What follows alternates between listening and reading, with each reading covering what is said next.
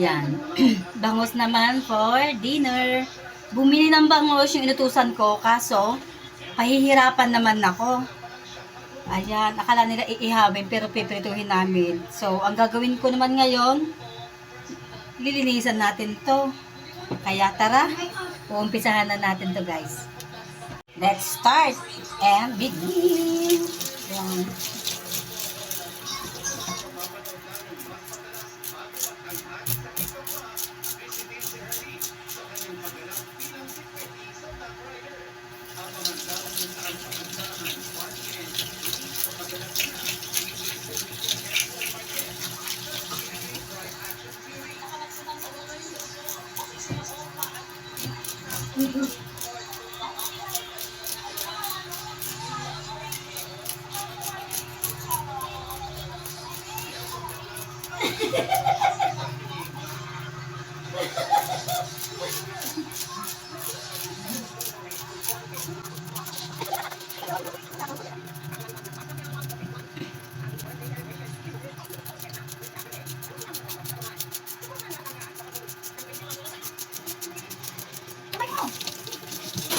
Dahil pinahirapan tayo ng bumili, ayan ngayon, aasikasuhin naman natin kung paano mag-iwa.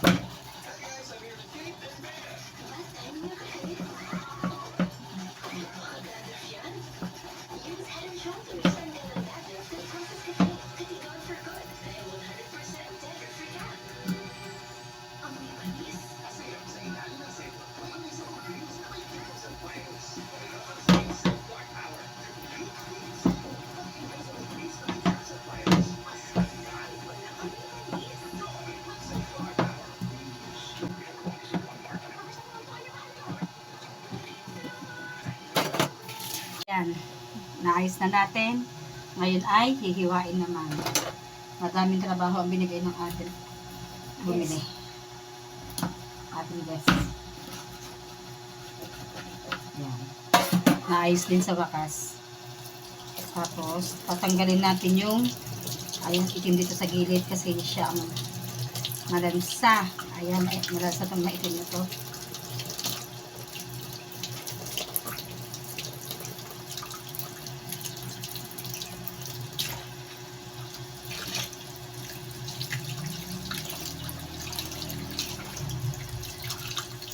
Ayan, no?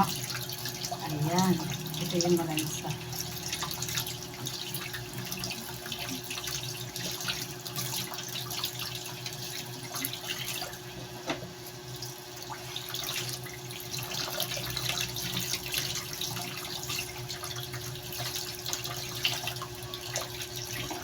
Ayan, titimplahan na natin ang ating bangus. Maglagay muna tayo ng asin. Ayan. Lagyan natin ng asin.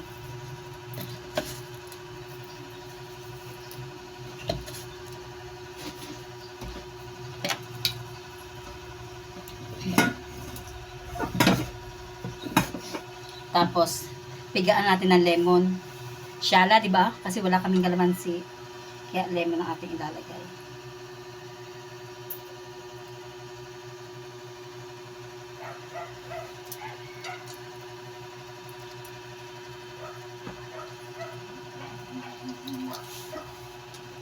Yan. May ito na siyang lemon para medyo maasim-asim.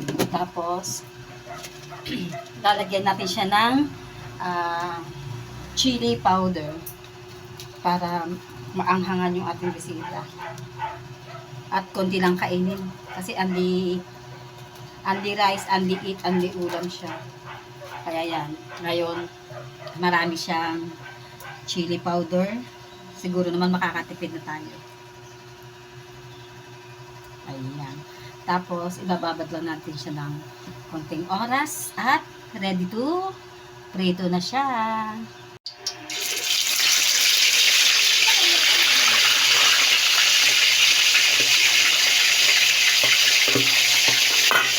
Ay, naaaway na kaya tatakpan natin.